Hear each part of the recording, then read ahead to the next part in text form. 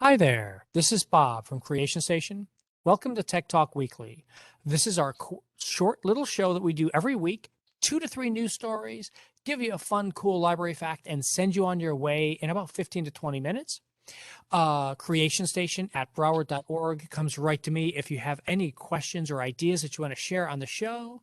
Today, my guest is Kristen Morrison. How are you doing, Miss Kristen? I'm great. Thanks, Bob. Thanks for having me. Thank you, thank you, thank you. We've had some behind the scenes craziness going on here with our computer difficulties here, but I think we've got them all worked out now, so it should be good to go. I hope. I hope. Let's cross our fingers. I think I'm pretty good at Fingers fixing these crossed. here. Yeah. Let me bring up my browser here to start with our first story. And that is one that Kristen brought to us. And that's all about doing DNA. Fill us in on this real quick as I scroll down this story, Kristen. Well, basically, the story is about how they used hair from Sitting Bull to confirm that this gentleman was his great grandson.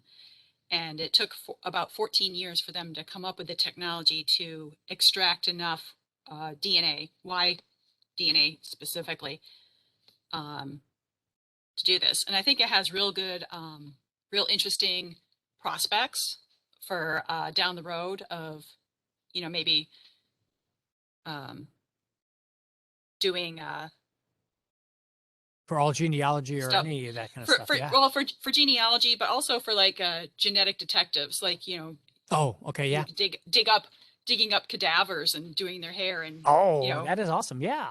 That's a really you cool know idea. Yeah. Yeah. Yeah. Yeah. And you it know is Native what American this History person who Month, they also, by the way, everybody. Yeah. yeah and the Smithsonian had Sitting Bull's hair just kind of sitting around in a drawer, Hmm. and wasn't being stored properly, which is part of the problem. In it, Yeah. And part of that whole issue of, it's science, it's how this works. We have brought up another article here on African, uh, getting the African Genetic Library up and running and working on things. Because, and as we'll see down here in this story right here, less than 2% of all of the stuff is African that's in the databases because it's all European and North American. And now you're back with us, Christian. We're just having all sorts of technical difficulties today, aren't we? It's going to be fun. There you go. You're back now. yeah, I'm back now. There we I go. was having some audio issues. Yeah. Yeah, it's really amazing that out of all the DNA databases, only like 2% of the genomes are African. It's kind of shocking, really. Yeah, yeah, yeah, yeah. And it's an even smaller amount, a smaller percentage for Native Americans. It's really, it's as I was saying, this idea that we're all moving forward into the future, and then we need to take a step back every once in a while and look around to say, wait a minute, not everybody's coming with us. We need to stop and make sure that everyone gets the advantages of these new technologies and gets a chance to do these sorts of things to make sure that we're all ready for it, you know? Yeah, I think because it's mostly European Americans that are driving the genetic genealogy kind of Hmm. train, because we all want to know our heritage. We want Yeah. to know where we, are we Irish? Are we Italian? Are we this? Are we that? Um, and that's what really has been driving the train for a while. But we really need to, Yeah. pick up some passengers along the way. Yeah, Um, definitely, definitely, definitely. Yeah, and if anybody hasn't seen it already, our Creation Station Monthly back in August was all on genealogy. I encourage you to go find that and give a watch for that. It's a really interesting feed. So now, before I get too deep into this next topic, because this is one of the rare weeks where we really only have 2 topics, but we have 25 different links because there's just so much news about this one topic this week. Everybody saw, I would hope, that Facebook changed their company name to Meta because they want to be called, they're trying to build the MetaVerse, as it's called. And so what is the metaverse all about and why are we so interested in this? Or maybe you're not interested in it. And to my cautionary tale is you need to be interested in this because it's going to happen one way or another. This is one of those things like, oh, that internet thing, it's all just a fad. It's going to go away. Yeah, this is not going to be a fad, and this is not going to go away. But I do want to point out, I brought down a piece of my gear here. This is the HoloLens 2. This is a piece of augmented reality gear, so you can put this on and see all sorts of other things going on around you. Really useful gear, really great technology. What do you think, Kristen? Do you think everybody's going to be wearing this as a fashion accessory this year? Oh, definitely. Definitely. I think you look like a RoboCop Yeah, in there we that. go. See? Exactly. And that's everybody's like, oh, well, get the devices down smaller and it'll be smaller and smaller. I'm like, people don't necessarily like them in the first place anyway. We have enough So, problems with people walking and looking at their phones. yeah. Well, one of the things that this does do, and I'm going to start sharing my screen again to bring up the browser because we've got a lot of different articles here that I just want to touch base on. And as always, all these links will be in the show notes for you. Don't worry about it. After the show, they'll all be posted there for you. So here, let's talk about this first thing of what does the metaverse mean? What does the word mean and all that stuff? All the metaverse is something that is laid over the physical world. So that can be anything around you, whether that's augmented reality, looking through your phone at Google Maps. If anybody's done Google Maps lately on your phone, you can actually see the world around you, and there's arrows right there on the screen to direct you to which way you're supposed to go and stuff like that. Or if you're going to do full VR and get all totally immersed, or something as simple as just having voice assistants around your house. We did talked about that a couple of weeks ago on immersive computing, as they're calling it, for just computing all around you all the time. And so what's it going to look like? We don't really know yet the full extent of what's going to happen with it and what it's going to look like. What are you going to do? Basically, this is like the original internet. Kristen, you were in the libraries already by that point when the internet Oh, was really becoming big, or were you still in college? oh no, I became a librarian in 2000, so it's kind of like baby internet. It's already Yeah. there. And so and that's exactly what I meant by that. Because you were there for MySpace. You were there for people fumbling around and figuring out, okay, wait, is this what I want to do? Is this what this thing is good for? Should I I really was be making shopping? sites in HTML. Uh, There you go. And so there's a whole idea of what's available for this. What is this going to be? Some people who are older may remember a big Web 2.0. We're transitioning and the world's going to change. And for most people, it didn't really feel like it changed because it became just something we all did. So I built up a couple of things here. I think one of the issues that comes out is this one right here. So is China building the metaverse? Is this article that appeared this week? And the answer is yes, because everybody's building the metaverse. Everyone's going to build a part of it. And the question becomes, who's going to be the lead designers? Who's going to be the lead people in developing the apps and the technology that we use to get onto it? And as we always talk about, it's a lot of it is scale. Christian, what do you think that the most popular apps are right now out there in the world? oh, well, popular apps, Instagram. I don't know. I don't know. Fill me in, Bob. I was going to say WeChat because Oh, we don't use WeChat. it here. Yeah, we don't use it here in the United States. Somebody in the chat just said TikTok because we're not using those, or we're not using WeChat very much. A lot of the young people have picked up on TikTok, but still not as much. Um, WeChat's already out there and has billions of users.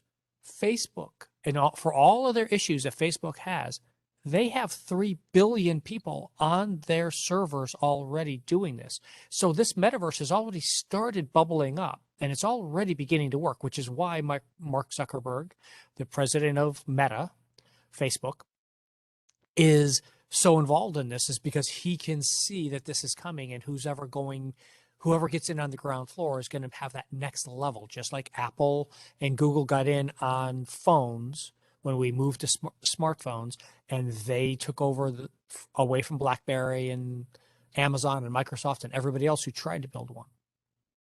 So yeah, it's Yeah. going to be out there.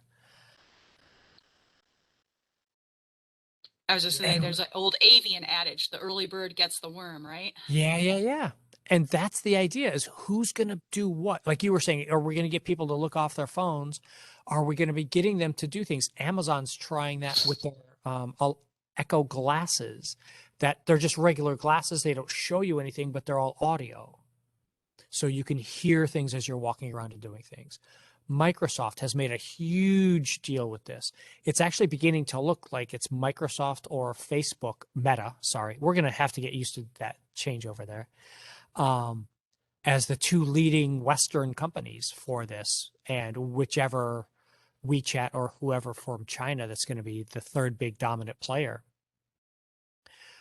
And so I just wanted to take this time this week just to take a little bit of time to talk a little bit more about what was actually here, to give everybody an idea of what's going on out there, who's already building this, who's already living there, because this stuff has already been going on totally for a while, for a couple of years now.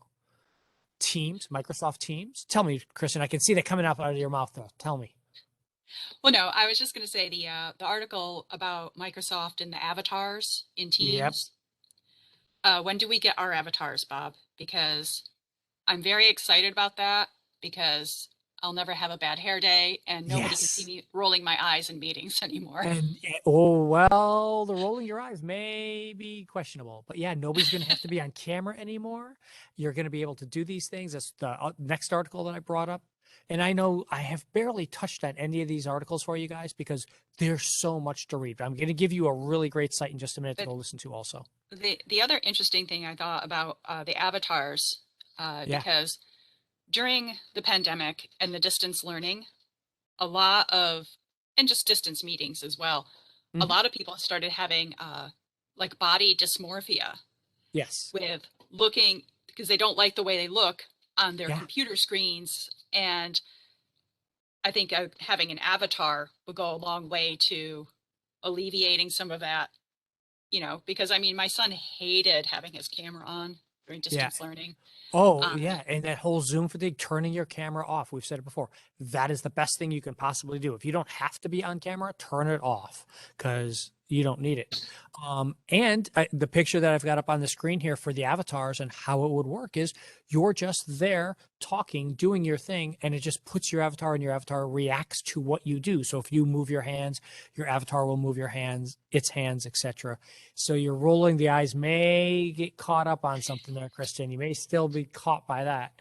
well, maybe you can pick and choose your reactions. Like you can Yeah, there we go. Yeah. click Yeah. on eye rolls, yes. There. Oh, yes. Oh, I think you're just Although, going to leave a cap locks on for eye rolls there, Kristen. but it's kind of disturbing to me. These avatars don't seem to have lower bodies in the picture. Yeah, none of them do. None of them have lower bodies in any of these things right now. It's kind of weird. Slightly Um, disturbing. yeah, there's a couple of different programs out there. I'll show one of them here in a minute, where they basically are only doing from the waistline up, for all these things. But I wanted to point out something in this picture that you've seen. You've been looking at this picture and maybe not quite understanding it. It is someone in the United States speaking in English to someone in Korea, who is understanding and speaking back in Korean. And you're both understanding each other perfectly because it's live audio translation as you're going back and forth. So this is another part of this. And if you've been in Teams meetings or WebExes before, especially towards the end of this year, all the companies been rolling out these auto translation things and closed captioning, and everything's been going out there, and Zoom's trying to catch up on these things too. It's going to be hard to know where you are and who you're talking with, because if everyone that I'm hearing from is coming back to me in English, that's where I think the metaverse really starts to take hold of some people, because like you're pretty opposed to this in concept right now, right, Kristen? I think it's a little some of it, like the Alexas and the Echoes, is a little too big brother for me. I don't want my devices listening to me and knowing when I'm out of milk and Yeah. ordering milk for me from the store. It's just a little, um, but concept of the avatars and talking, you know, having your Mm-hmm. presence as an avatar. And this audio translation, I think, is really, really cool. Um, uh, to be, for just communication. Oh yeah. I think it's really good. And I mean, how many customers do we have at the library who aren't English speakers, Yeah. who Yeah. need, help with things? And This this would is be right. a good way to communicate with them. So if, I don't know Spanish or Korean or whatever, Mm-hmm. other languages, we'll be able to Yeah, and communicate. it's getting right there, and you're gonna take all these various little pieces that we have, like Google Translate, or doing the translation on the Echo devices at the service desks like we do now, and you're gonna be able to tie all these together, and that's what the real metaverse is taking all these separate little pieces of assistive ideas or the ability to do things and wrapping it all up into one thing. And that's when the metaverse really happens, is when all that's there. So for everybody out there who's seeing these news stories and they make it look like it's a 3D video game and all these things, that's just the sparkly bits that to attract attention. What's really going to keep you there and do things is when you can really spend time talking and working with people, being in an audience and listening and doing this kind of stuff. And it's all going to flow together in a way that I think people 10 years from now will look back on this time and say, how did you not see where we were going? Just like we look back on the people from the late 90s, early 2000s and say, come on now, what do you mean you didn't think about the social networks and how all these things and sharing? You didn't see how important it would be for us to share our photos with everybody in the world all the time? I know. So one quick thing I want to point out, there's lots of companies doing this. Here's one company that's doing live platform stuff right now for tours, for working. If you're doing any conferences, you're going to be using a company like this soon. There's lots of different ones. I'm just going to throw this one up. They seem to be a decent little company that's already got some programming going on, and you don't need any special gear, because there's lots of companies that do this in VR or AR right now, but this one just works on your phone or on your computer. So I'll put a link to them there. And finally, I'm going to put in a link for Daily Tech News Show. So one of the shows I listen to several times a week.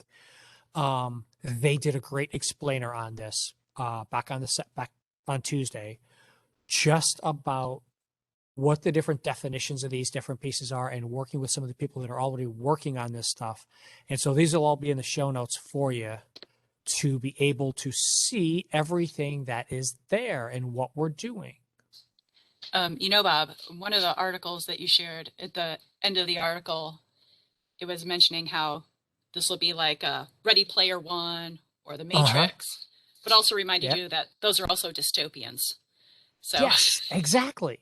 100%. And that is one of those issues, is that it's dystopian for a reason, because it always comes back to someone has to pay for it. You yep. don't get to have all this cool stuff for free. There is no free lunch. There is no free anything like that. Someone somewhere has to pay for these things. And if they're going to give it to you for free, that means you are the product, right? That's why Facebook is free, because you are the product. They're using you for advertising, et cetera, et cetera. And so that's why a lot of these things all end up being dystopian, is because those writers understand that if you don't pay attention and you just let it happen without anyone giving any good advice, yeah, it's all going to be a mess, and you're all going to fall into who's the one or two companies that are owning everything. Yeah. Yeah, Red I pill fully or agree blue with that. pill? See, I'm not a movie person. I know that reference, but I'm not a movie person. It's I'm from The moving on. Matrix. I know. I think I'm more of a stainless steel rat person. If you haven't read those books, please go find those at the library. Stainless Steel Rat takes place in a far future thing, and it's the idea that no matter how technological your society gets, there's always going to be nooks and crevices for people to hide in, and you need to be a stainless steel rat in a distant future. So it's a fun series of books. Go read them; they're great. Very James Bond like in I'll keep wearing my tinfoil hat. yeah. Thank you. We already flew. We're way over where we should be already at this time. Thank you for being here, Kristen. It was great having you here to be that good counterbalance, Well, drag thank us you, back Bob. down to reality. Well, thanks, Bob. It was good to be here, and despite all of our technical difficulties. We always pull it off in the end, right? That's right. This is what we do. Kristen's been a great friend of mine for years here, helping with all sorts of computer and technological stuff and helping make sure I keep myself grounded on all these things. How are things going out there at the branch right now, out there in Lauderhill? Uh, Pretty good. Pretty good. I mean, we're starting to just pick up a little bit more and more. And this month we'll be starting our in-person story times. So, Good. Yep, a lot of people are starting that now after November 1st. It's great. We've got a lot of other things going on around the system, by the way, everybody. Veterans Day is coming up next week, and Broward County Libraries has not made it Veterans Day. It's made it Veterans Month. We've got 20 something programs scattered throughout the month, everything from events out at Delvaux Park this upcoming Saturday, where I'm going to be doing a Space Force thing with the space station, to Director's Book Club at several locations, both online and in person. So please check out the library stuff. Go find us out there. Broward.org/library. Go to our events page and you'll find out all sorts of really cool things to go see and do. I'm going to throw up our final slide here really quick and duck out of here as we can before I can't stop myself from talking. Everybody, thank you again. Creation Station at Broward.org. It comes directly to me with your own news stories, or if you have feedback about the stories we've talked about, or if there's a librarian or library you want to see featured on here one week, send me that message and we'll be glad to get it out to you. Have a great day, everybody. Stay safe.